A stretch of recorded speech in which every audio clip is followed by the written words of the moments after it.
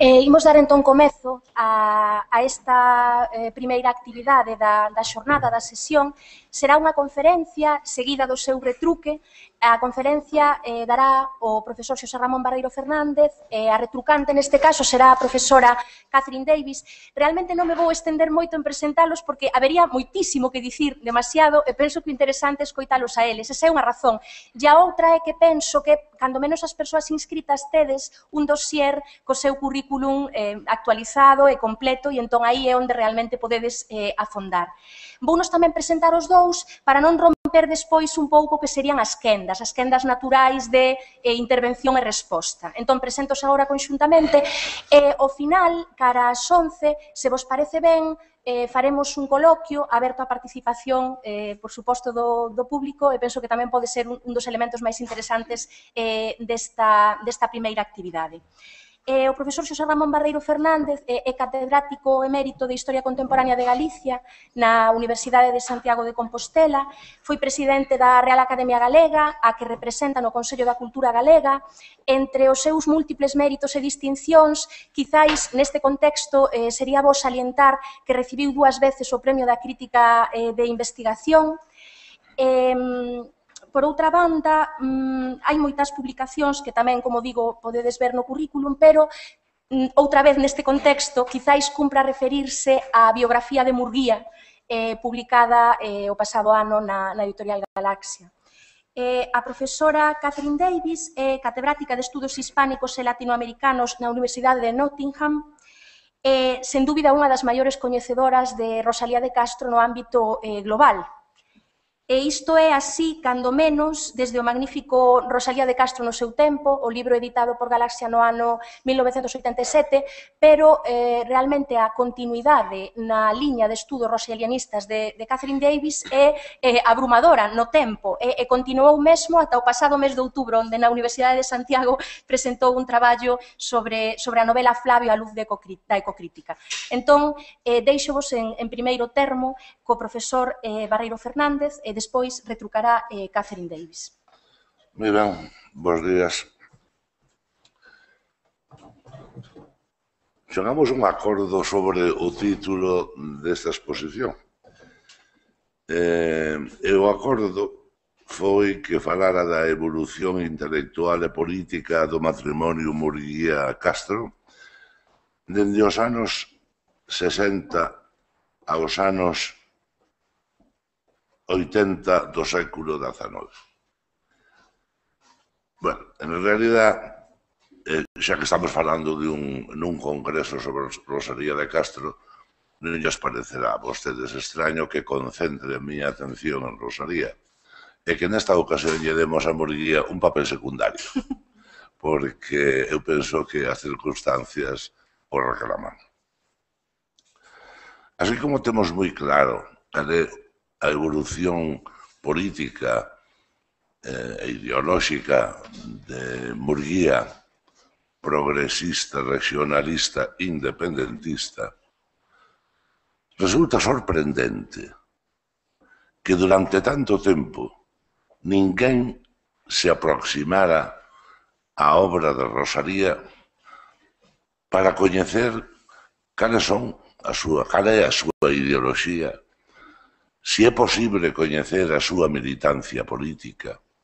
Como sempre, o profesor Alonso Montero aquí presente, cando publicou nunha das súas edicións, xa introducía o tema, pero estou me referindo a unha dedicación amplia e rigurosa.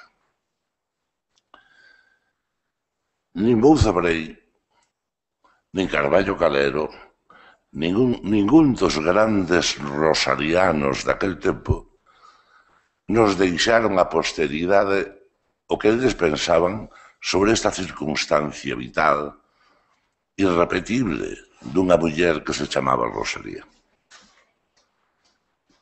A min dame a sensación que o que eles pretenderon foi transmitir intacto á posteridade pois o mito construído por Murguía sobre Rosalía. E, naturalmente, para que este mito funcione, é necesario non afondar excesivamente en todos aqueles aspectos que nos dividan.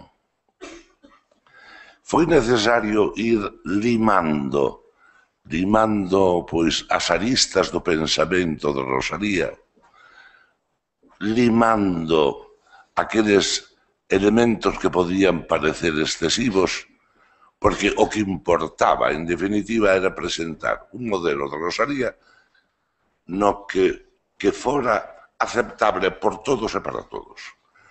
Unha Rosalía para os de dereitas e os de esquerdas, para os creentes e os non creentes, para os homes e as mulleres. E cando queremos construir un mito que sirva para todos, en definitiva, estamos maquillando, estamos fabricando unha realidade.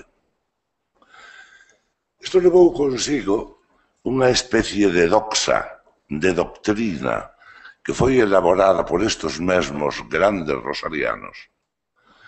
Unha doctrina que necesita ser transmitida ortodoxamente, de maneira que non veña ninguén a interrumpir ese tranquilo proceso de sucesión. E se aparece algunha obra, estou pensando na obra de Machado, que foi tan duramente criticada aquí en Galicia, pero sobre todo sobre a que se estendeu un absoluto silencio, ata o punto que non foi reproducida ata o ano 2005 por a editorial da Jovento. Estános indicando que estes silencios non foron casuais, que hai como unha especie de sotil conxura para que non aparezan aspectos da Rosalía que poidan escandalizar a uns ou a outros, e por conseguinte que non constitúan ese mito que pode tranquilamente transmitirse á posteridade. Bueno, ninguén mellor que Carballo Calero o di. Permítanme ler o seguinte. Paréceme que nos máis altos cimos da súa obra poética, Rosalía está por riba da división sexual da especie. A poesía de Rosalía é esencialmente humana, non feminina, nin masculina. A súa é unha temática non marcada en sustancia pola feminidade. Rosalía, en último termo, no máis xenuíno ou universal da súa obra poética, non é femenina nin masculina, mas simplemente humana. E conclúe, por ter atingido esa sustancialidade humana no tratamento poético do seu material ideolóxico, por terse liberado de condicionamentos sexuais, por superar a accidentalidade do masculino e do feminino, ten alcanzado a universalidade que alcanzou. Este é o objetivo. Eliminar todos aqueles elementos que poidan pôr en perigo a existencia dun mito e que ese mito se transmita íntegramente á posteridade. E de aí a Carballo Calero, porque non é precisamente un autor sospeitoso, sobre todo, para determinadas correntes ideolóxicas.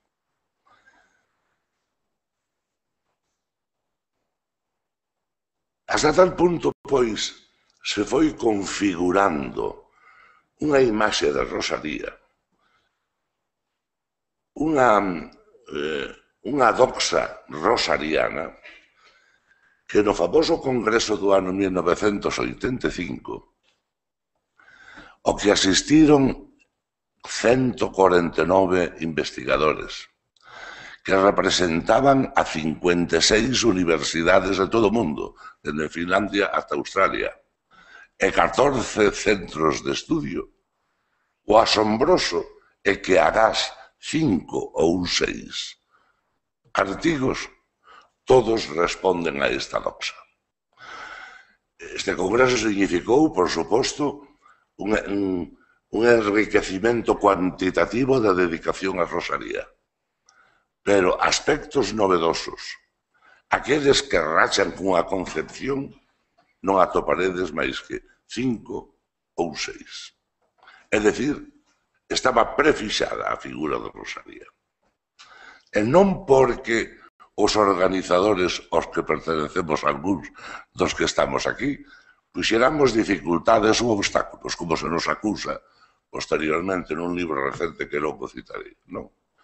Simplemente porque esa tendencia, esa inercia, eso non rachar coa doxa, que para eso había un pequeno sacerdocio que a cultivaba aquí en Santiago, pois se perpetuara. Feita esta introducción, pasemos xa a ver a cuestión, para mí máis importante, sobre os novos estudos biográficos de Rosalía, ou sobre Rosalía, pero sobre todo, cales son as ideas, cal é a doutrina que ela ten, se podemos chegar a saber a militancia mesmo política que tivo, etc. Ese tema é un tema que afortunadamente foi abordado, como xa se dixo, no ano 1986 pola profesora Catherine Davis, que nos introduciu na nova metodoloxía biográfica orientada hacia un autor. Hai que recoñecer que o xénero biográfico non tiña demasiado valor ata despois da Segunda Guerra Mundial, en donde parece ser que foi necesario recuperar outra vez a individualidade, porque parecía aplastada polos grandes sistemas económicos e políticos, polas grandes estructuras. Como decía Dino ante de noite, no seu extraordinario libro sobre Martín Lutero, Lusenfeld escribe: un dos grandes perigos que teñen os grandes homes é permitir que as macizas estructuras señan capaces de comer as entrañas da individualidade e, por conseguinte, deglutilo e convertilo en masa. Frente a isto, e gracias ao existencialismo e a outras corrientes filosóficas, hai unha recuperación do xénero biográfico. É dicir, a potenciación da persona individualizada. Porque nós, ante a realidade, podemos adoptar tres posturas. Ou somos deglutidos, comidos e desaparecemos na gran masa, ou nos paramos para interpretar a realidade que nos envolve, ou somos capaces de loitar contra esa realidade que nos envolve. Non só interpretar, como diría o gran Marx, senón cambiar o mundo. Isto tamén lle pasou, evidentemente, a Rosalía de Castro. A obra de Catherine Davis, por conseguinte, asómase a esta nova corrente historiográfica de recuperación da singularidade, da biografía das grandes persoas. E o fai, eu penso que da única maneira que é posible facelo, cosendo a propia biografía o gran proceso histórico no que ela está integrada, no que esa persoa está integrada. Dende o ano 1939 ata o ano 1985, Rosalía vive, respira, subsiste nun medio que queiramos ou non queiramos está sendo condicionado por moitos factores. Factores económicos, pero sobre todo por ideolóxicos, por factores políticos. E esa situación dun personaxe dentro dunha evolución política vai xerando espacios que se necesitan estudiar con máis vagar.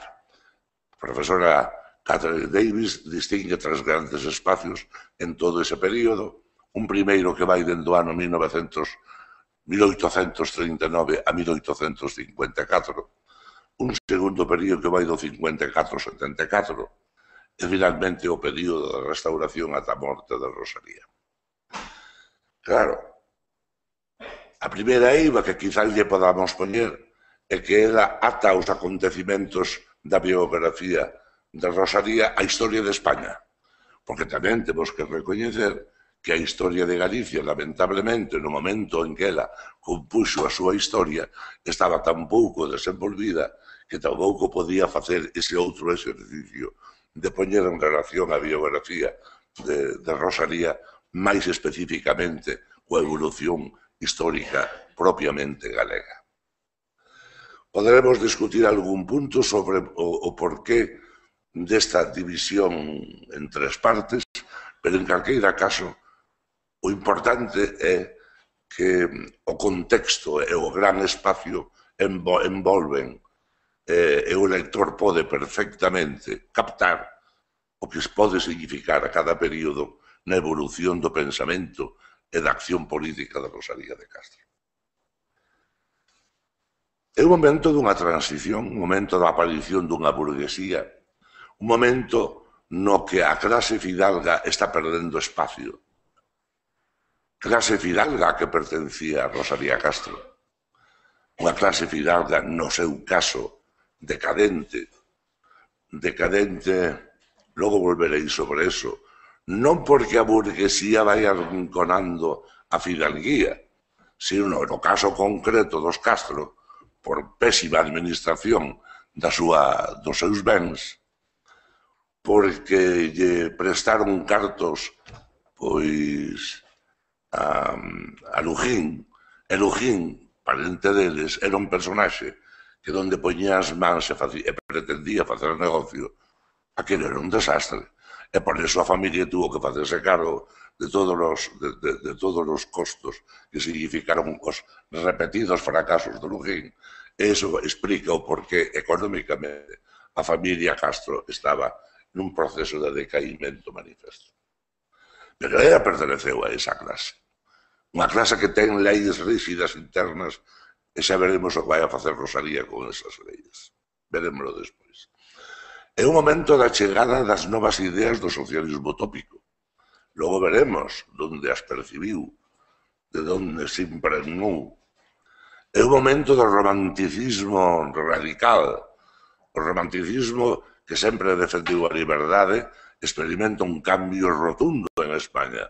E de seguida se pasa do aquel romanticismo inicial novo que invitaba a xuventude a soñar, a rachar coas leis, aquel outro romanticismo representado, por exemplo, polo Duque de Rivas, que é xa un romanticismo pousón, moderado, tranquilo, ata que chega un Espronceda e un Larra e outra vez rebotan o fenómeno e son capaces de conectar coa nova xuventude xustamente para que sigan loitando pola liberdade.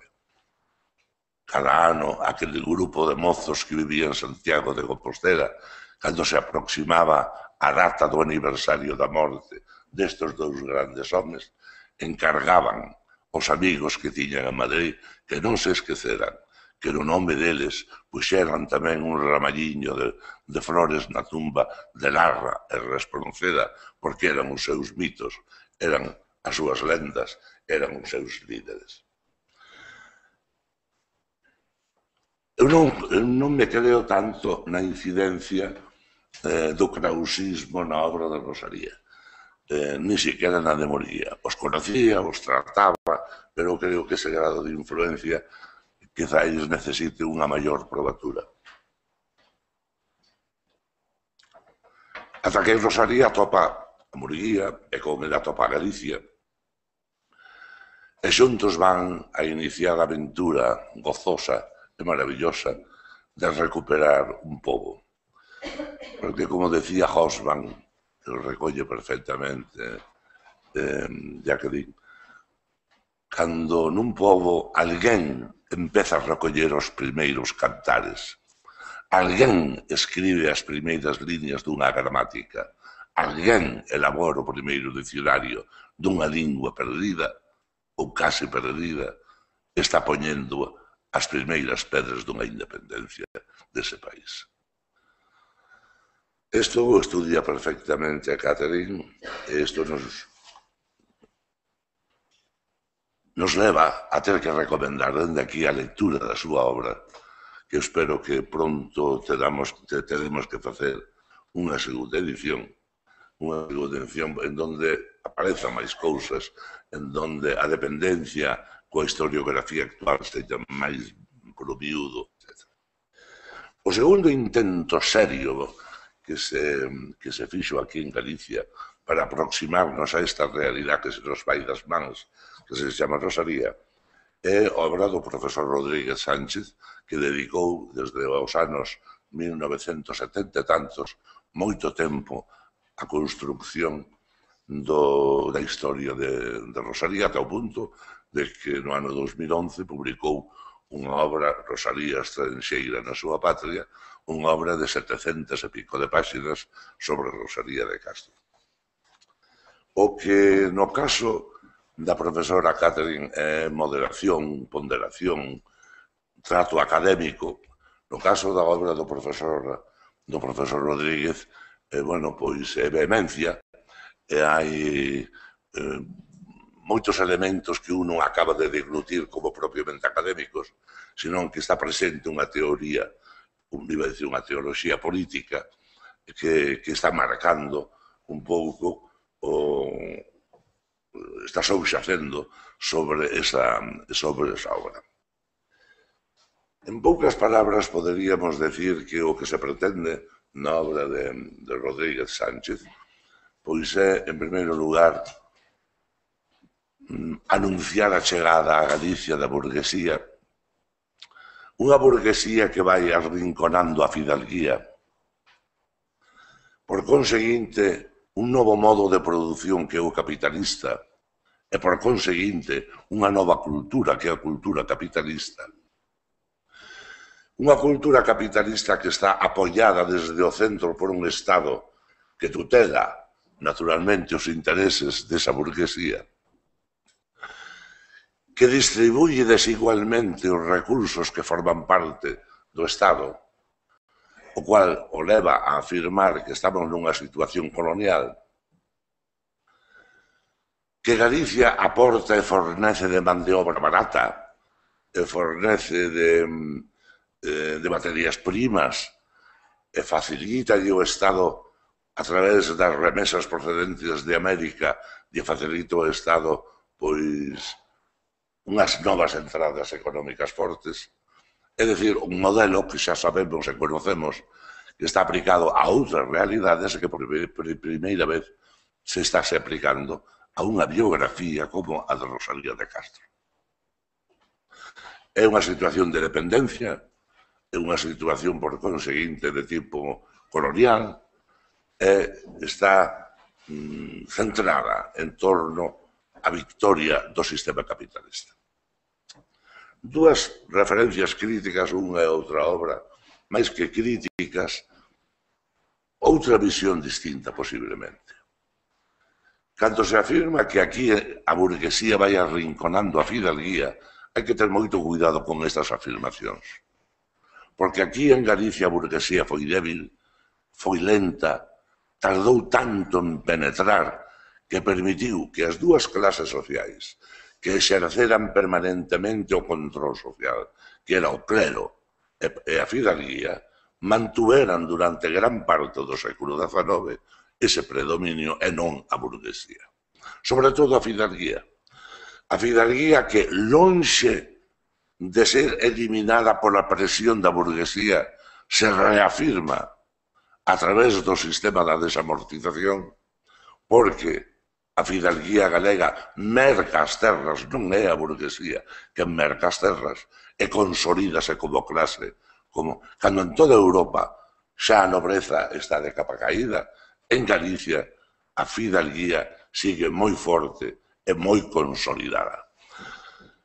Naturalmente, esa dialéctica entre unha burguesía que penetra furiosamente, hostilmente, e unha fidalguía que vai retrocedendo lentamente non se pode soster hoxe por hoxe en Galicia. Por conseguinte, a base desta concepción dunha cultura capitalista, dunha burguesía forte que arrambla con todo, ata finais do século XIX é absolutamente imposible de demostrar. Hasta que se abren as grandes vías do ferrocarril con Madrid e Galicia empeza a entrar dentro dos circuitos económicos, non podemos falar de que o capitalismo penetre en Galicia como forza social que veña a reemplazar as outras clases sociais. Naturalmente, isto leva consigo que consideracións que se presupoñen que ten que vive, situacións que vive Rosalía e que se presupón que proceden deso que estamos dicindo, esa hipotética permanente crise na obra tanto poética como prosística de Rosalía contra a burguesía, eso de convertir el caballero de las botas azules, ainda que veña de Rusia, ainda que proceda de Rusia, como a gran obra frente ao capitalismo, eu creo que é algo que hai que volver a empezar a ler, hai que releer con calma, saber hasta onde se pode chegar e hasta onde non. Porque se a realidade galega non invita a ese tipo de interpretación, probablemente teñamos que ir máis a modo.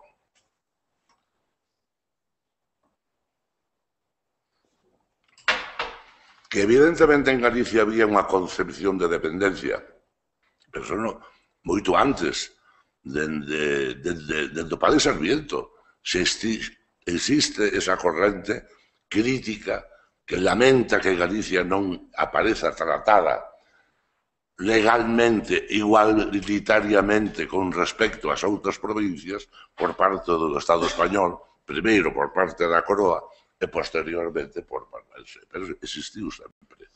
Confundir eso como un laio ideologizado que expresa unha concepción clara dun colonialismo interior, eu penso que é unha exageración que habrá que volver tamén a repensar. Entón, cales son para min as bases que nos permiten penetrar no pensamento de Rosalía para saber que é o que pensaba ideolóxicamente, que é o que sentía, hacia onde ían as súas ideas? Dilthey falou de que as persoas defínense por tres conceptos. Por unha parte, polo carácter. En segundo lugar, polo destino. E en terceiro lugar, polo azar. Esos tres elementos combinados definen unha personalidade. O destino non é outra cousa máis que o conxunto das circunstancias económicas, sociales, ideolóxicas que están presentes e das que depende de unha ou doutra maneira a persoa biografiada. O que dixen antes, si se deixa arrastrar como un papel, como unha folla, ser deglutida pola masa, si se para e analiza a realidade ou se simplemente se enfrenta a esa realidade porque quere cambiar o mundo. O azar, xa sabemos o que é. O azar son circunstancias que poden sobrevir e que de feito sobreviven, pero que non é naturalmente unha norma que podamos utilizar en todas as biografías. Pero o elemento máis importante é o carácter, é o temperamento, esa fasquía ética, intelectual que ten cada un e que, en certa maneira, nos permiten responsables do noso tempo, da nosa vida e da nosa biografía. Tendo en conta, pois, estos que podemos chamar condicionantes, é necesario introducirse na biografía de Rosalía para ir conocendo cales son aqueles elementos que máis puderon influir na configuración da súa personalidade. En primeiro lugar, Rosalía foi unha permanente transgresora das leis sociais do seu grupo social. Todos nacemos nun grupo social, e sobre todo no século XIX. Quen nacía dentro da fidalguía sabía perfectamente que tiña que hipoadecuar a súa vida, os seus valores, os valores do grupo social. Só na medida en que se adecuaba, se axeitaba a esas leis sociais do grupo, podía obter beneficios do mesmo, pois matrimoniándose ben, casándose ben, da propia estirpe, do propio grupo, conseguindo o apoio do grupo para alcanzar altos postos na administración ou donde queira que seña, e ese xogo dialéctico permanente en que unha persoa se somete ou non se somete ao seu grupo. Pois ben, ela naceu no grupo dunha fidalguía, e Rosalía rachou. Non só foi transgresora, o transgresor é aquel que no sustancial cumpre as normas básicas de convivencia do grupo, aínda que se vai separando ou aínda que se manifesta a súa maneira, como fixeron sempre os intelectuais, os artistas, que lle dá unha nota distintiva da que se enriquece o propio grupo e por iso o grupo tolera. Óscar Wilde foi sempre tolerado polo seu grupo hasta que empezou a negar cousas que ese grupo non permitía negar. Hasta o momento en que empezou a intentar legitimar, por exemplo, determinadas conductas que ese grupo non quería legitimar públicamente. A partir dese momento, convírtese non nun heterodoxo, convírtese nun transgresor. E no caso, non pararon hasta levar ao cárcel. Rosalía, por conseguinte, é unha persoa que non se somete ás leis de grupo. Unha prima dela, que lle fai declaracións a Jaime Solá, di claramente que a Rosalía non lle gustaba cociñar, nin importaba levar os asuntos da casa.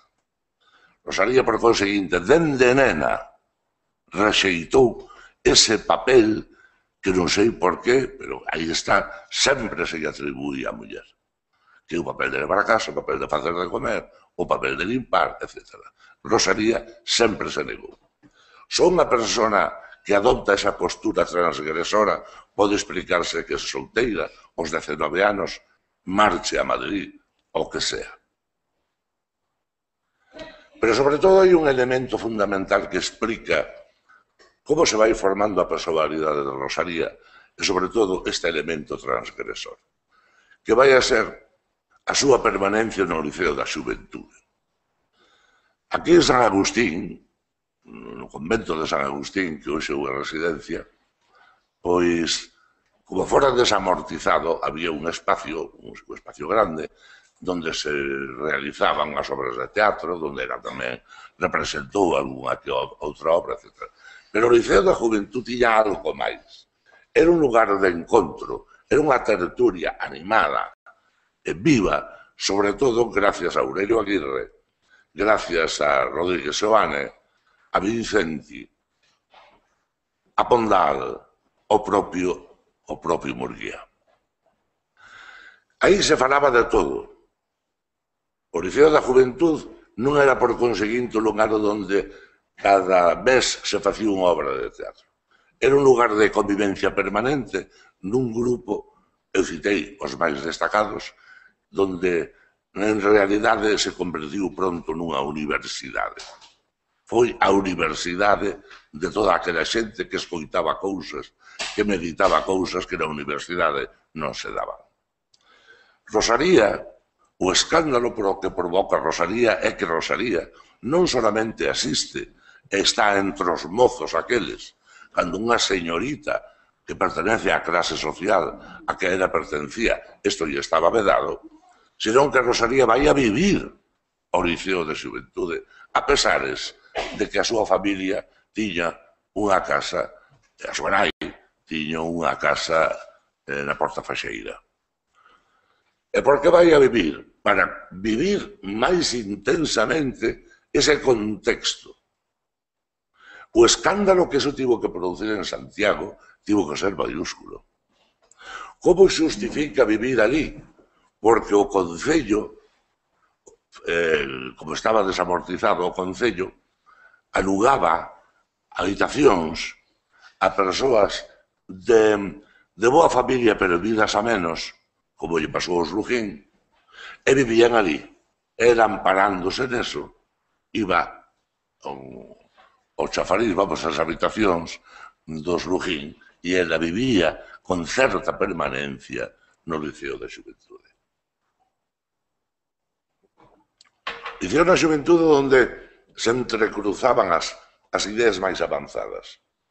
O socialismo utópico, que se era coñecido en Santiago dende o ano 1846, que circulaba, eu tiño un libro sobre a obra de Fourier, que circulaba en Santiago, porque ali aparece a firma do propietario, impreso nestos anos, e que tiña seguramente que ser de lectura obrigada entre estos mozos que conviviron allí no Liceo de la Juventud. Decía Vicenti que ali era onde pontificaba Aurelio Aguirre, pero non era el solo, porque aquel era un entrecruce de opinións e de discusións. Ese romanticismo radical era sembrado ali. Esa aproximación que Rosalía manifesta hacia os máis pobres, os abandonados, evidentemente trae un orixen non da súa familia, senón dese presocialismo utópico, senón desas conversas mantidas, que para min non é tanto unha postura antiburguesa como máis ben unha postura de xustiza social, que é o que aparecía nas obras de Fourier e nas obras dos presocialistas non científicos. Non me consta que lera Marx, non me consta. Ningún sitio aparece unha sola referencia ao manifesto, por exemplo, ou a outras obras. Pero é posible. Non está desbotado. É aí onde aprende, e onde para min destaca a inmensidade desta muller naquel tempo, a defensa da liberdade. Pero unha defensa absoluta e total. E dentro desa defensa da liberdade, a defensa da liberdade da muller. Ocultar isto durante tanto tempo, cando o tema da liberdade da muller atravesa como un furacán por toda a súa obra, tanto a obra poética como a obra prosística, ocultar isto nas obras que se escribiron sobre Rosalía é non entender absolutamente nada. Porque se hai unha idea, se hai unha temática constante e perseverante no pensamento de Rosalía é este. Cando faltaban uns meses antes de contraer matrimonio con Murguía, ela publica un artigo que lle publica Murguía, non sei se foi publicado en Madrid tamén, Líderes, foi publicado en Madrid, pero dende logo foi publicado aquí en El Millo, e publicou o seu mozo, que se iba a casar con ela, que para min é leído desde esta perspectiva, significa unha especie de contrato. Mira, eu son isto, e se me queres teres que aceptarme así. E ello publica, sabendo perfectamente o que isto significaba. Permítome dar lectura, a ver se atopo, dar lectura a isto, porque é absolutamente revelador de moitas cousas, pero tamén revelador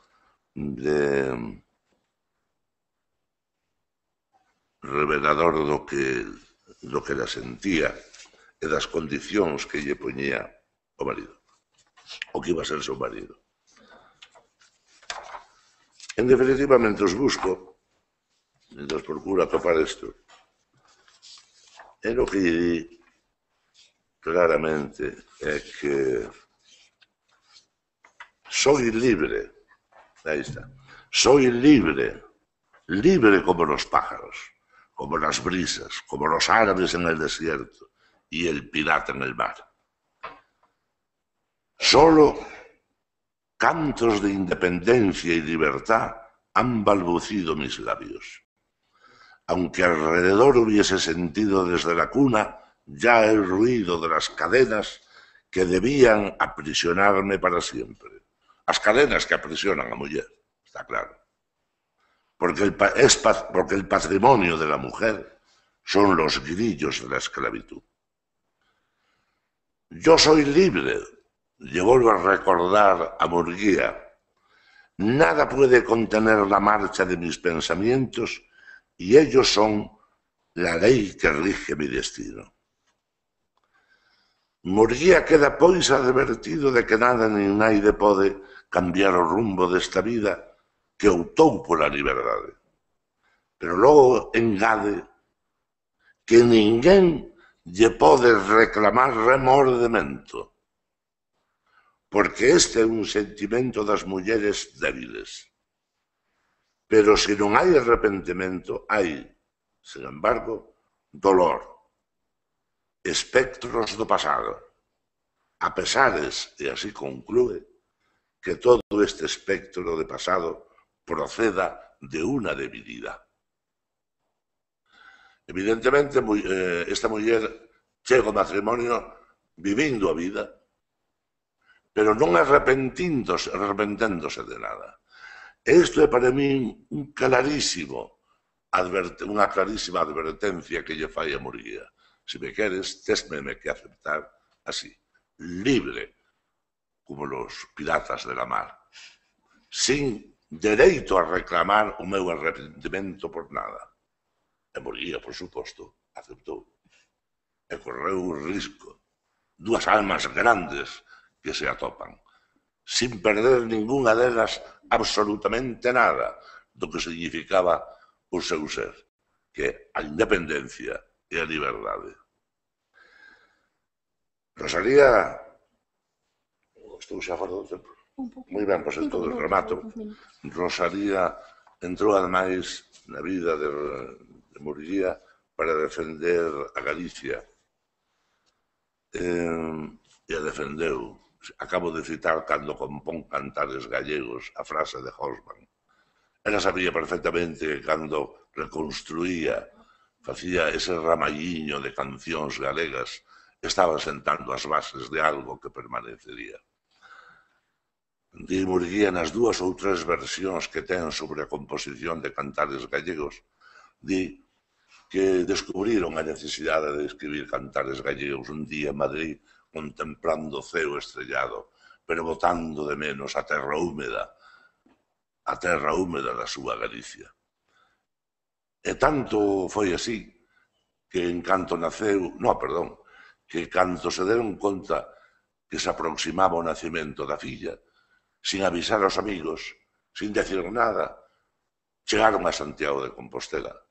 E aí, na rúa, aí na casa da Concha, aí naceu, que era, por certo, a mellor pousada que había e a máis cara que había en Santiago de Compostela, e aí naceu a súa filla. Tiña que nacer en Galicia, e quixeron que nacera en Galicia. E para iso abandonaron todo, hasta os libros, e chegaron aquí sin ter traballo. Rosalía foi, por conseguinte, unha muller rompedora, distinta, pésima organizadora. O pai del dicía, dicen por aquí que bebéis e coméis oro, porque nada os llega. A pesar de tu sueldo, a pesar de lo que ganáis, están siempre empeñados. É verdad. E é verdad. Porque ela se podía, tiña 3 muchachas como chegaron a ter, 3. Cando xa a bonanza non era tanta, tiñan unha. Pero quero decir que esa visión que se construe, se fabrica dunha Rosalía pobriña e todo isto, cuidado. Que son outras cousas que hai que ir matizando. E para concluir, sí, tamén entrou a ela un pouco o desasosego, a tristeza, saber que a Galicia non lle seguía de perto, pensar que toda a súa obra pois non varía para erguer un puñado de xente. Bueno, ten unha poesía que por aquí tamén debe andar, unha poesía que para mí é moi triste, que é esta. Desde los 4 puntos cardinales de nuestro buen planeta, joven pese a sus múltiples arrugas, miles de inteligencias poderosas y activas para ensanchar los campos de la ciencia acuden a la cita que el progreso les da desde su templo de 100 puertas. Obreros incansables, yo os saludo. Creced y creced. Crea el que cree y ama con doble ardor aquel que espera.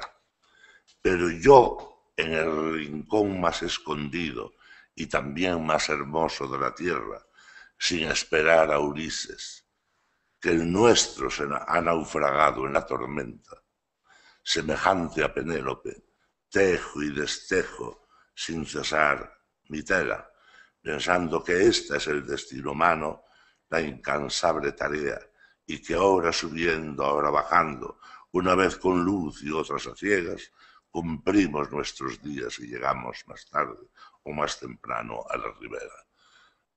Xa sentía que o noso Ulises morrera no camiño. Un síntoma de desesperación, quizais que tuvo moito que ver con a súa enfermidade, ou acusando a esta Galicia xa daquela enferma. Moitas gracias.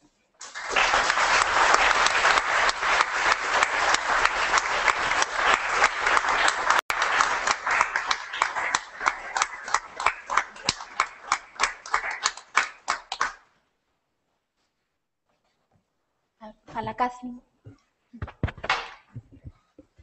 ¿Me oyen bien?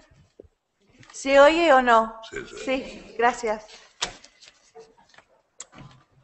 Bueno, primero quisiera decir que para mí es un gran honor la invitación de ser retrucante a la ponencia del profesor Barrero Fernández y de estar aquí en la sesión de apertura de este congreso.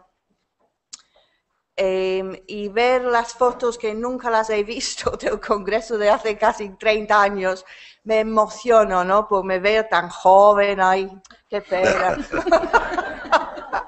Pero vamos, fue un momento bonito para la historia de la literatura gallega y la cultura gallega. Y sí que fue realmente internacional y no había ninguna presión por escribir tal o cual, podíamos escribir lo que queríamos. De hecho, muchos escribieron lo que querían. Bueno, y yo quiero agradecerle al profesor Barrero los comentarios generosos que hizo de mi libro ya publicado, como digo, casi 30 años hace, publicado por Galaxia. Por la generosidad de Galaxia, que yo no conocía a nadie en Galicia, y mandé una carta a un señor que se llamaba Ramón Piñero, y 3 años más tarde me salió el libro, traducido al gallego del inglés, de la tesis doctoral. O sea que fue totalmente obra de Galaxia y de Ramón Piñero. Estoy plenamente de acuerdo con su apreciación de la obra de Francisco Rodríguez. El libro Análisis Sociológica de la obra de Rosalía de Castro del 86 fue en esa época el libro que yo hubiera querido escribir, no tanto por la ideología, sino por los datos prolíficos que Francisco Rodríguez reúne sobre la vida de Rosalía y Murguía. Y por su perspectiva diferente, yo pensé valiente y original. Yo, por mi parte, me inspiraba en los trabajos de Jesús Alonso Montero, que está aquí hoy, no porque le conociera, no conocía a nadie yo, sino por su método crítico sociológico, que entonces sí estaba en boga, pero para mí era la metodología más apropiada en el caso de Rosalía. Y el primer artículo que publiqué sobre Rosalía en inglés, que salió en el Bulletin of Hispanic Studies, o sea, Boletín de los Estudios Hispánicos, en 1983, se titula Rosalía de Castro, Crítica 1950-80, la necesidad de un acercamiento nuevo. Y ahí identifico a profesor Alonso Montero como crítico que más abrió nuevos horizontes en los estudios rosalianos, al cuestionar radicalmente los análisis anteriores. O sea, muchísimas gracias. Bueno, pero ahora en 2013 tenemos dos obras magníficas que nos ayudan a saber más sobre nuestra autora. La biografía de Murguía, escrita por el profesor Barreiro, que tanto hacía falta. Y me acuerdo preguntándolo en el Congreso Internacional de entonces, ¿por qué nadie ha hecho nada sobre Murguía? Y también la edición detallada y escrupulosa de las cartas de Murguía, hecha por el profesor Barreiro y José Luis Acheitos. Y la última vez que estuve en Galicia, hace unos meses, compré estos 3 tomos, más la obra última de Francisco Rodríguez y el libro de José Antonio Durán sobre el periodismo de Murguía. Y menos mal que no volaba yo con Ryanair, porque pesan. Bueno, como comentario a la excelente ponencia de esta mañana, llena de observaciones astutas, fruto de muchos años de trabajo y reflexión sobre el tema del matrimonio Murguía Castro, diría lo siguiente. Bueno, está claro que poco a poco vamos acercándonos a los hechos históricos y biográficos y quizás a una apreciación más verdadera del carácter y personalidad de Rosalía. Vemos con pruebas que fue o podía ser cuando quería una mujer fuerte, contestataria, difícil, irascible, de ideas nuevas y radicales en aquel tiempo, por lo menos en su juventud. Y sus 2 banderas eran, como apunta el profesor Barreiro, la independencia de la mujer y el nacionalismo, si no explícitamente, la independencia de Galicia. Con referencia a la primera época de su vida, yo me equivoqué al pensar que se había criado Rosalía en el campo con la familia de su padre y de esa manera aprender el gallego. Y ahora sabemos que se crió con su madre y por un comentario de Murguía en una carta citado por Barreiro, que Rosalía hablaba gallego porque pertenecía a una familia nobiliaria que, cito, como todas las de su tiempo hablaba gallego. O sea que Rosalía no fue abandonada por su madre, creo, y esto nos lleva a reinterpretar un tema favorito en los estudios literarios, la relación madre-hija y la orfandad. Concuerdo que la década de los 50 es cuando Rosalía, chica, adolescente, mujer, joven, tiene 20 años en el 57, está llena de optimismo para el futuro. Quiere tener carrera de escritora. Y diría que es así hasta después de casarse, vuelven a Galicia, como dice el profesor Barreiro, en la década de los 60. Casarse con Murguía le abre muchas oportunidades a Rosalía en la prensa, en los círculos literarios de Madrid y de Galicia, no hay duda. Sale Cantares Gallegos en 1963 y aunque la pareja está en Galicia desde 60, 61 y a veces van a Madrid, todavía hay la posibilidad de moverse en círculos culturales activos, vibrantes, interesantes. Pero me parece que volver a Galicia más o menos 1865, más o menos definitivamente, a la edad de 28 años, fue un gran error para Rosalía, como autora y como persona, por su trayectoria vital. No fue apreciada, no pudo realizar sus aspiraciones en Galicia. Murguía, mientras tanto, siendo hombre, podía ir y venir. pero Rosalía, siendo mujer, con hijos, era muchísimo más difícil. Volví, como nos invita el profesor Barrero, a leer Lides, escrito por Rosalía antes de casarse, y tiene toda la razón. Es una protesta feminista y irónica, ya que Lides significa canto de amor, y culpa a los hombres de convertir a la mujer en objeto sexualizado. Sin embargo, casada y con hijos, Rosalía no puede ser libre e independiente.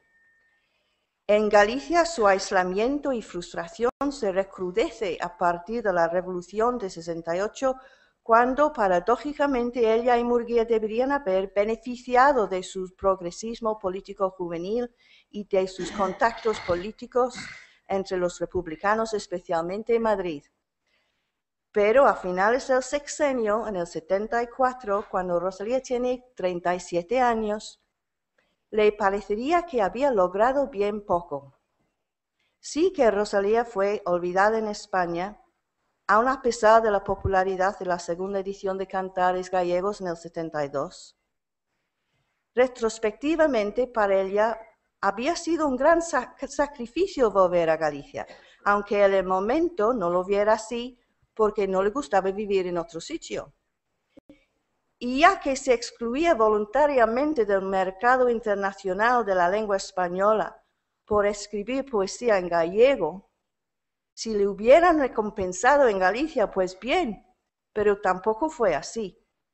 A los 40 años de edad le entra una depresión grande, como anota el profesor Barrero en su biografía de Murguía, por la muerte de los hijos, la soledad cuando Murguía vuelve a Madrid, por la incomprensión en Galicia, por la desilusión general. Se siente defraudada. Tener de joven unas ambiciones profesionales de realizarse como autora y ver estas ambiciones frustradas por la rutina de la vida de mujer, es difícil, doblemente difícil para una mujer ilustrada viviendo entre gente con mentalidad provincial. Pocas mujeres de su clase en aquellos tiempos entenderían por qué no estaba satisfecha con el papel de ángel de hogar. A las provincianas debería haberles parecido una mujer muy rara y, como dice el profesor Barrero, exagerada. Bueno, me pregunto, no quiero hablar mucho porque quiero dejar espacio para la discusión, ¿no? ¿Por qué nos interesan estos detalles personales de Rosalía al hablar de su política? Por curiosidad natural. Y también porque Rosalía escribe poesía lírica y saber algo de sus propias experiencias nos ayuda a interpretar la poesía. Y tercero, porque en el caso de la mujer lo personal es político. Rosalía no tuvo una vida pública por causas muy específicas sociales, culturales y legales. Mejor dicho, su vida personal era su vida pública. Y volvemos a hacerla pública aquí mismo, ahora. Al quemar las cartas personales, su familia no quiso que su vida personal fuera pública. Las que sí tuvieran vida pública eran sus obras literarias publicadas. Y por ellas fue reconocida públicamente. Pero como dice el profesor Barrero, al faltar otros documentos comprobantes del estado de ánimo de ese ser humano, leemos las creaciones públicas como si fueran documentos históricos y biográficos. Y hay que proceder con precaución, como bien dice. Pero sin tomar en cuenta lo que se sabe de su vida y contexto social político, es posible interpretar las palabras en la página de una manera equivocada, creo yo, desde mi punto de vista. Y pongo como un ejemplo un artículo muy reciente que leí, no publicado todavía, de un colega inglés especialista y muy bueno en poesía española, pero no en la obra de Rosalía. Y al comentar los dos poemas de En las orillas del Sar que protestan sobre la tala de bosques de Galicia, Los robles y Jamás lo olvidaré, opina que hay que leerlos como si tuvieran un contenido irónico, porque si no, dice, son poemas toscos, declamatorios e incluso embarazosos, repletos de tópicos costumbristas.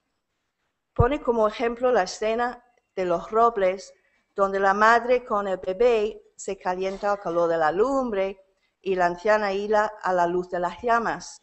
Los versos Donna Roble, árbol patrio, son, escribe, versos melifluos y empalagosos, y el poema entero un sermón bardo y grandioso de párrafos incoherentes.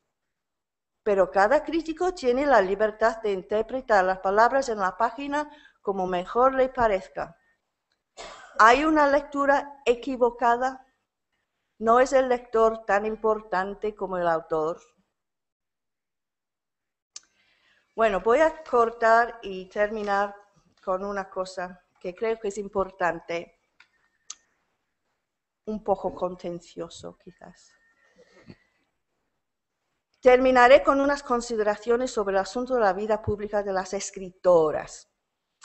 Emilia Pardo Bazán tuvo una vida pública bien definida y fue ampliamente reconocida.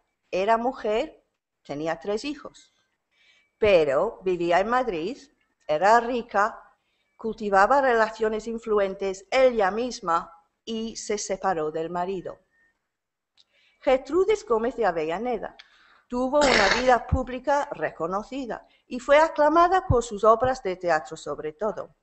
Vivió en Madrid, cultivaba relaciones influentes, tuvo 2 maridos políticos y una hija sin estar casada, pero la hija murió de pequeña y también los 2 maridos. Era viuda. La peruana Clorinda Mato de Turner, casada con un inglés, no tuvo hijos y al enviudarse se dedicó a la profesión de periodista en Arequipa y Lima. Cecilia Bodefava vivió en Sevilla, tuvo 3 maridos que murieron. Fue reconocida, no tenía hijos y era viuda. Concepción Arenal estaba casada y tuvo varios hijos, aunque todos menos unos murieron de corta edad. Vivía en Madrid, pero a los 37 años después de la muerte de su esposo, volvió a Oviedo como Rosalía Santiago. Era viuda. Como sabemos, la incapacidad civil de la mujer española fue una realidad en el siglo XIX. Y cito de Sonia González García, solo las mujeres solas, solteras y viudas contaban con casi los mismos derechos que los hombres. Rosalía estaba casada, no era viuda. Por eso Murguía administraba sus bienes y fue él quien debería representarla por la ley en todos los asuntos extradomésticos. Él controlaba su poca vida pública. Además, Rosalía tuvo 7 hijos, 5 sobrevivientes, produce tantos hijos como obras literarias. Todas sus obras fueron publicadas por los contactos de Murguía y Murguía le ayudó muchísimo. Pero hay que cabe preguntarse si Rosalía hubiera tenido más vida pública si hubiera sido viuda. Y voy a terminar así. Lo siento.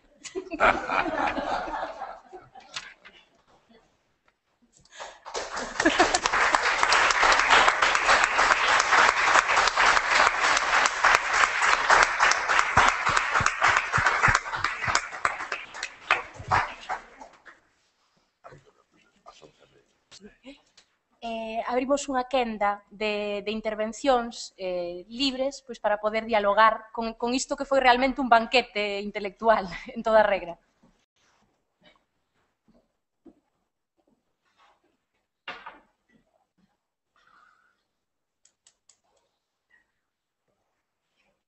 A ver quen rompe o xeo. Eu teño algunha, pero a verdade é que penso que sería preferible que alguén se atreva a romper o xeo.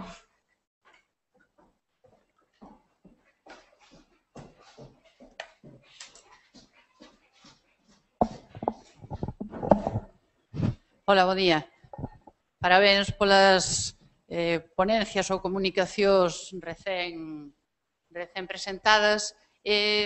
Só quería facer, non sei se unha precisión ou unha matización ou discrepar do profesor Barreiro respecto á ocultación do papel de Rosalía na súa defensa das mulleres.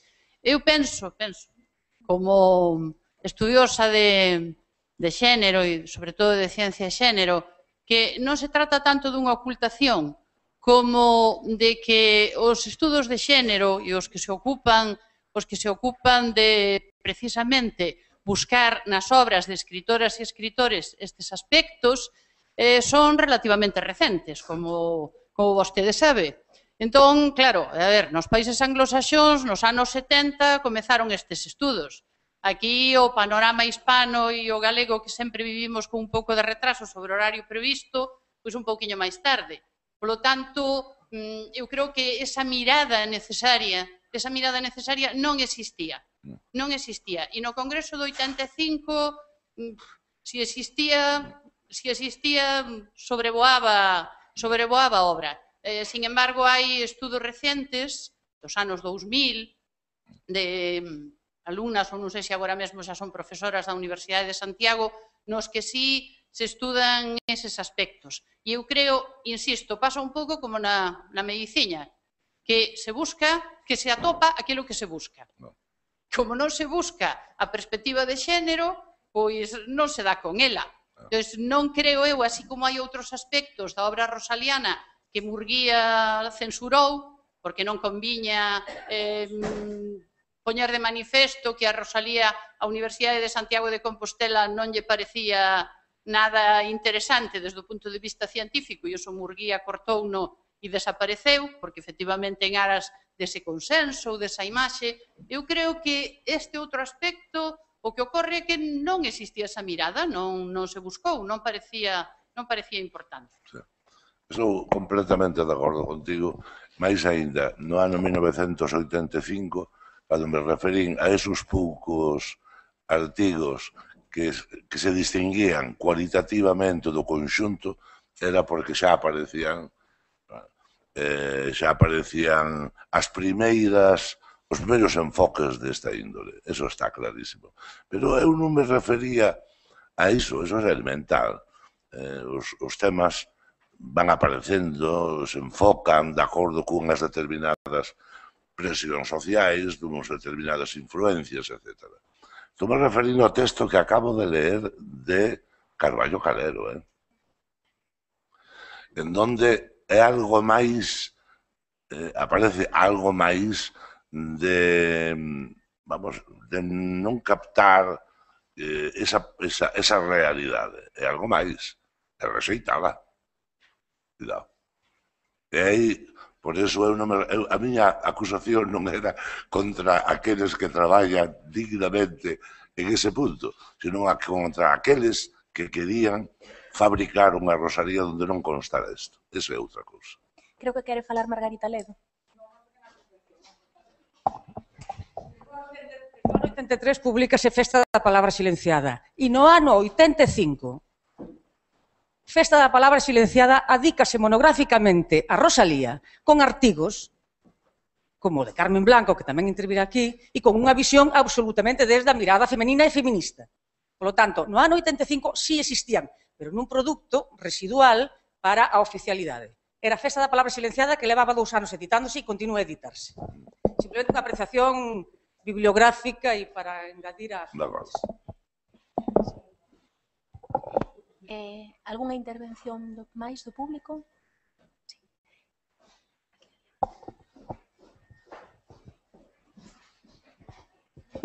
Bueno, señor Barreiro, vostede fala de que se creou de manter un mito, non?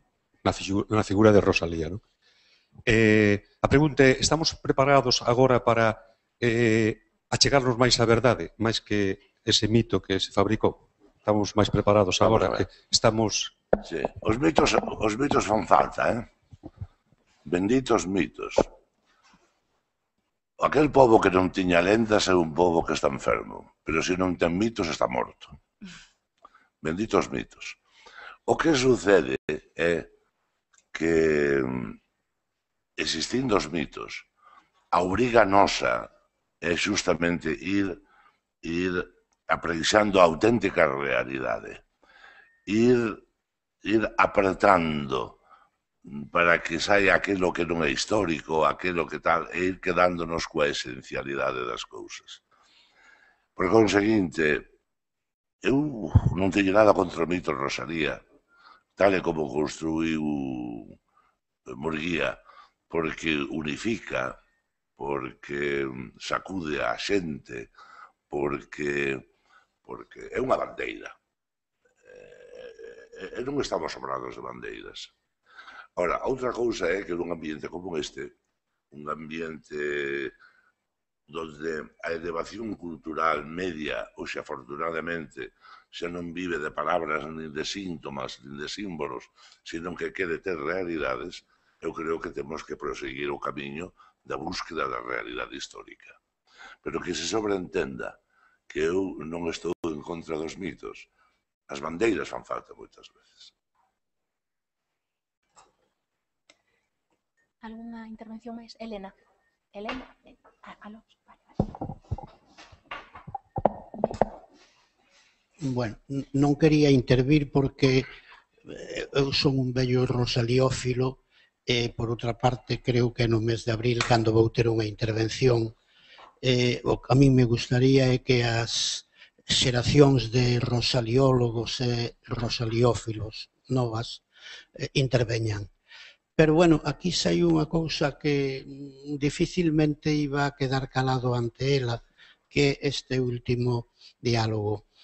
Este vai ser unha especie de amistosa controversia co profesor Barreiro. Cando se di que os países, as sociedades, necesitan mitos, eu non sei moi ben o que ti queres decir nese momento, porque fagote tan sagaz como para que esas palabras non sexan ou as da nacional catolicismo, ou as de José Antonio, ou as de Onésimo Redondo, ou as de Menéndez Pelayo. Por lo tanto, estamos evidentemente fora dese ámbito. Eu xa non creo nos mitos. E eu creo que é bo que non haxa ese tipo de mitos, nin o de Pardo de Cela, nin o de Rosalía de Castro. Os mitos do tempo de hoxe son, por exemplo, os da seguridade social. Son? Os da seguridade social. Sí. Eu recordo cando me adherín no ano 62 ao Partido Comunista que alguén que estivera en Suecia díxome o verdadeiro socialismo está en Suecia.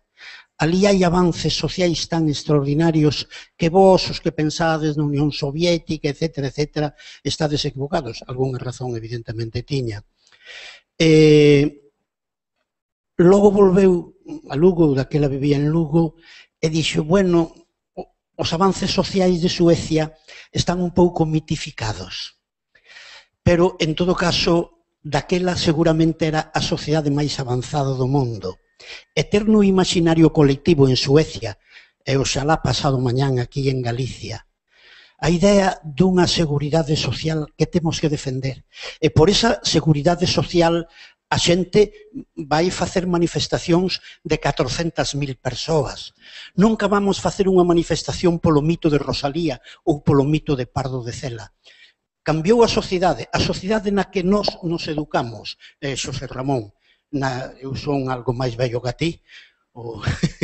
E, bueno, nos vimos, nós somos da mesma sociedade na que construiu Cantares Gallegos Rosalía de Castro. A miña aldea no ano 38, cando eu empecé a falar en galego no Ribeiro, era a de Cantares Gallegos. Érguete meu ben e vaite. Era a mesma sociedade. E, polo tanto, a nós, eso das bandeiras, dos mitos, das palabras, claro que tamén a min me estuveron movendo. A min moveume, por exemplo, a creenza de que na Unión Soviética existía o home novo. A min o que me interesaba era o home novo. E no ano 62 fun a Unión Soviética e viñen fundando. Seguín sendo anticapitalista e sigo pertenecendo ao Partido Comunista. Pero, bueno, aquel home novo, que era un mito tamén que se construíra, non existía ali. Así que eu creo que está ben que tanto no ámbito científico como fora do ámbito científico cheguemos a construir non só para o ámbito académico, senón para todo o mundo quen era Rosalía. Porque Rosalía, a partir de que Murguía decide ir facendo a estatua de Rosalía, é a estatua de Fidias. Ali non hai un desconchado. Entonces, Murguía logrou que chegara a nós unha estatua de Fidias. Nós o que temos que ver é os desconchados que hai, a escayola que hai, e aínda así vai quedar a autora de Cantares Gallegos, Follas Novas en las orillas del Sar. E vai quedar a autora de Los Robles, que é un poema que ese señor, de cuyo nombre no quisiera acordarme, sí, fixo o comentario máis disparatado do mundo, verdadeiramente disparatado. Los Robles, que eu intentei moitas veces traducir ao galego, porque son os carballos, é un poema que podía estar perfectamente en Follas Novas e escrito en galego 4 ou 5 anos antes. Desculpa, Xosé Ramón, esta observación entre política e tal. Moi ben recibida, pero mira, Xesús, mitos os temos todos. É que ti tamén tes mitos. Parece ser que o Barcelona para ti e o Celta para ti significan algo máis. Pero hai que ir desmitificando. En ese proceso estamos todos. É dicir, a natureza humana é unha natureza... Sí, é unha broma. A natureza humana necesita agarradeiras, necesita puntos de apoio para saltar. Xa sabemos que logo se van destruindo os mitos a medida que a racionalidade vai entrando. E moitas veces un sinte tristeza porque ese mito desapareceu e é sustituída por unha fórmula, ou mellor matemática. Pero o pobo funciona de outra maneira. Lamentablemente, o pobo, cando é mal conducido, pode levarnos a mitos desa índole que te citabas. Eso sí que é perverso. Porque, claro, o que non podemos facer é aceptar o mito bo e eliminar o mito malo. Evidentemente, nós aceptamos o mito bo, pero outros crearán o mito malo. Un mundo de absoluta racionalidade, de absoluta abstracción, donde xoguemos a la mente coas esencias, Suso, é tamén bastante feo. Volvemos a Rosalía e a Murguía. Hai unha palabra pedida tamén atrás. Mirta, sí, pasades un micro. Elena. É que pedir a palabra. Estabas ti. Bueno, Jean-Luc Nancy habla en comunidades precisamente cómo surge el mito, ¿no? Y es una historia bonita, es la historia de una narración. O sea, alguien narra frente a todos y justo ahí en esa escena inaugural de esa sociedad, pues ya está surgiendo el mito, ¿no? Y yo creo que un poco lo que estamos haciendo, quizás preguntándonos, no, desmitificar a Rosalía, es justamente crear otro mito, el que ahora mismo necesitamos, y por eso estamos aquí convocados, ¿no? Rescatar esa otra Rosalía que ahora mismo nos hace falta, que es esa Rosalía despeinada que vemos ahí en el cartel, sí.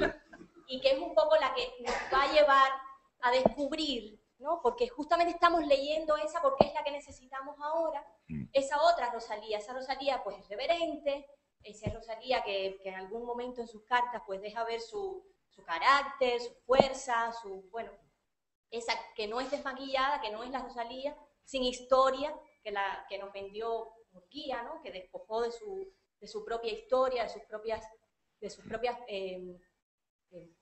fuerzas, ¿no? Y justamente, pues nada, no se trata de desmitificarla, sino justamente de crear entre todos ese otro mito que hay que volver a inculcar y despojar un poco de todos esos mitos colegiales que siguen repitiendo la santita y la tontita y la histérica, ¿no? Y un poco rescatar justamente esa histérica, pero es histérica en función, bueno, porque voy a hablar de la histérica después, ¿no? Por eso, justamente es histérica en función de crear, en función de la potencia de crear esa otra comunidad que queremos, ¿no? Y a la que necesitamos convocarnos y que otro narrador nos las cuente, ¿no? Y crear ese otro mito. Simplemente eso. Gracias. Elena, non? Elena estaba para a reira, e de todos os xeitos, temos 5 minutos aínda seguramente, pero xa temos que ir recollendo cara a pausa. Ben, eu quería agradecer as dúas intervencións e, sobre todo, quería levar a miña pregunta a encher un baleiro que hai entre o comezo da intervención do profesor Barreiro e o final da profesora Catherine Davis. Segundo o comezo da intervención de Barreiro, que nos fai esa lectura tan estimulante de líderes como un contrato prematrimonial, convertindo polo tanto a Murguía e a Rosalía nunha especie de Harriet Taylor Mill e John Stuart Mill, o cal resulta extraordinariamente suxestivo, digo así, polo menos a mí pareceme extraordinariamente suxestivo, porque, ben, a historia dos Milde é moi coñecida con respecto á cuestión do sometimento da muller e todo isto, non? Entón, esa lectura do contrato prematrimonial leva a unha idea que está en boga nos últimos tempos de falar da complicidade que existe no matrimonio Murguía e Rosalía como dous elementos dunha mesma fábrica de escrita, non? Por outra banda, se nos imos cara ao final, a intervención tamén suxestiva e provocadora da doutora Davis, ela dinos que, de alguma maneira, suxire que como sería Rosalía se fose viúva e non estivese mediada pola intervención de Murguía, unha intervención que é real. Entón, a mí me gustaría saber como ven tanto o profesor Barreiro como a profesora Catherine Davis ese Murguía da época final, cando Rosalía todavía está viva, como intervén el como creen que intervén el na mediación de Rosalía. Realmente Murguía mantén o precontrato, realmente Murguía actúa como John Stuart Mill, ou o que realmente lle tería convido a Rosalía era terse quedado viúva para non ter que chegar ás amargas conclusións as que chegan el primer loco con respecto ao intelectual do seu tempo, non? É moi difícil, sabes, Elena, que é moi difícil contestar a eso. Son futuribles. Eu estou moi de acordo co que dixo Catherine, que non reparara neso eu, de que seguramente de vivir en Madrid esta muller, a nivel de recoñecimento, posiblemente non faría a obra, o mellor non facía a obra que fixo, pero sería recoñecida, sería máis valorada, hasta incluso lle daría un posto no Ministerio de Educación como lle deron a doña Emilia, en fin. Hombre, o contrato o fixo Rosalía e debeu cumprido. Non o fixo Murguía, porque ese sí que sería moi difícil que o cumprira. Debeu cumprido. Hai cousas, e nós recollémolas nos tomos das cartas. Hai cousas que non é fácil explicar, non? En Rosalía hai unha carta, a carta daquela amiga que tiña en Madrid, no momento en que Rosalía vai a marchar co marido para facer unha viaxe por Extremadura ou por ali, é unha carta de amor. Aquela é unha carta de amor. Dice, non podo ir contigo, meu pai mo impide, pero todo o día estarei pensando en ti, sé feliz co teu marido. O sea, hai elementos difusos que non permiten crear unha teorización nin siquiera unha diagnosi. Pero está claro que era unha muller que vivía frente ao mundo. É unha muller que vivía, non se sometía. E seguramente ao nivel das súas afeccións particulares tampouco se sometía. Bueno, que conteste, Catherine. Bueno, yo lo decía en sentido rosaliano, es decir, irónico. Porque, no sé, da la circunstancia que esas señoras que sí alcanzaran fama eran viudas, ¿no? Entonces no es que no tuvieran un marido que estaba metiéndose en sus asuntos, es que por la legalidad, las leyes del Código Civil tenían más control de sus asuntos y no tenían hijos, o si tenían hijos tenían uno. Entonces yo no creo que fuera nada que ver o poco que ver con Murguía como persona. Creo que fue las circunstancias de la mujer en el siglo XIX, las circunstancias legales. Además, a Rosalía, ella quiso volver a Galicia, no es que quería vivir en Madrid. Los gallegos no la apreciaron, hay que reconocer eso. Fueron los emigrantes, primero. Y segundo, estaba apartada. Saben todos los que están en el mundo académico, ¿no? O que están en el mundo de la política. Hay que moverse, hay que ir a conferencias, congresos, eventos públicos, competir en los concursos de poesía, que había muchísimos. Conocer a gente, tomar una comida con alguien, ¿no? Todo ese tipo de cosas. Rosalía no hacía nada de eso. Y por parte no creo que quería, pero por otra parte no podía. Y si tenía una trayectoria que creo que sí tenía hasta final, ¿no? De ser una profesional, de ser una escritora profesional. Y estaba hablando con María de eso ayer. En sus cartas dice algunas veces, se refiere a un lugar de trabajo.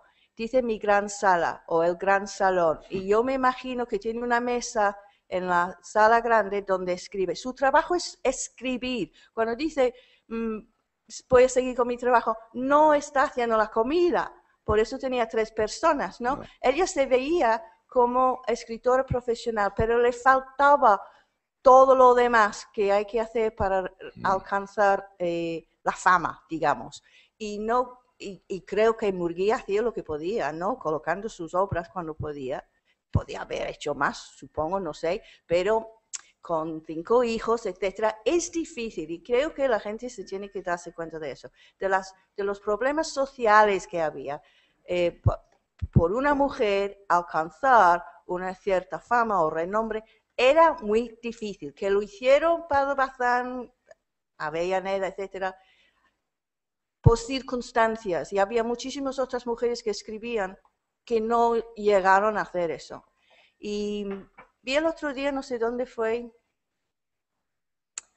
en un artículo, citaban una lista de mujeres que se sabía que escribían en aquel momento, creo que fue en la época, en un periódico, conté los nombres, había 47 nombres de mujeres. Eso sería en los años 70, creo. De esos 47 nombres, había 3 que conocemos hoy día. ¿Me entiendes? Entonces, quiero decir que Rosalía estaba circunscrita por sus circunstancias de ser mujer en esa sociedad particular. Quería añadir unha cousa con respecto a Murguía, Rosalía e todo isto. É posible que coa deterioro físico de Rosalía houbera como unha separación. Por exemplo, el non vivía como se chama, en Iria. El vivía aquí, tras o Pilar, nos últimos anos. Por eso, cando morreu Rosalía, non estaba ali. Porque, claro, él para escribir necesitaba ter unha información, ter libros, tal, cousa que non podía ter en Iria. Sin embargo, durante moito tempo, a afinidade foi absoluta e total. Hasta tal punto que está comprobado que, non me acordo que novela, cando ela paraba de escribir, continuaba él. Está comprobado, porque está a carta de compañía que o di. A carta de compañía que o di. E ele entón quere decir que estaban os dous que tiñan o mismo estilo, porque hoxe non somos capaces de dicir, oi, isto é de Murguía, ou intentei, non é? Conocendo a escritura de Murguía, intentei introducirme nesa obra, Deja del Mar, me parece que, non me acordo ahora. Intentei a ver se atopo roturas de estilo, nada en absoluto. Nada en absoluto. É dicir, que había unha enorme, vamos, estou falando de unhas cuantas páxinas, así, non a obra en sí, nin a idea da obra, sino unhas cantas páxinas que o compañero necesitaba tirar con urgencia porque non tiña traballo, e Rosalía estaba amamantando a nena ou todo eso, e non podía, ou estaba enferma e non podía facelo. Pero quero dicir que non se nota, non hai cesuras, aí non se nota o estilo. Eso quere dicir que hai unha comunidade clarísima de ideas, de sentimentos, de cousas. Son consciente de que había máis palabras pedidas, o que pasa é que lamento, non sei se estamos un pouco sobre o tempo. Unha última pregunta ou non sei. Bueno, entón facemos esa última pregunta e pechamos. Moi ben.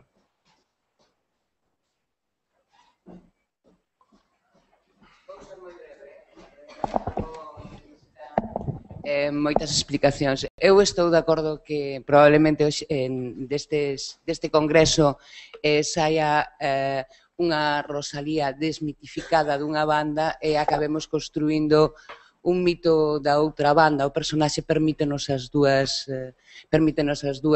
opcións. Agora, a miña pregunta é a seguinte: vostedes pensan que nos van deixar desmitificar a Rosalía e mitificar outra Rosalía? Porque eu quero lembrar aquí que no ano 85, se non me engano, apareceu unha obra de teatro que se chama Agasallo de sombras, de Roberto Vidal Bolaño, que supuxo o ostracismo de Roberto porque o mundo cultural galego non aceptou a visión de Rosalía que el daba, que era unha visión moi semellante a que nos podemos crear hoxe aquí. Nada máis, moitas grazas. Bueno, moi ben. Entón, entendo que era unha pregunta retórica, ou sexa que... Unha pregunta retórica.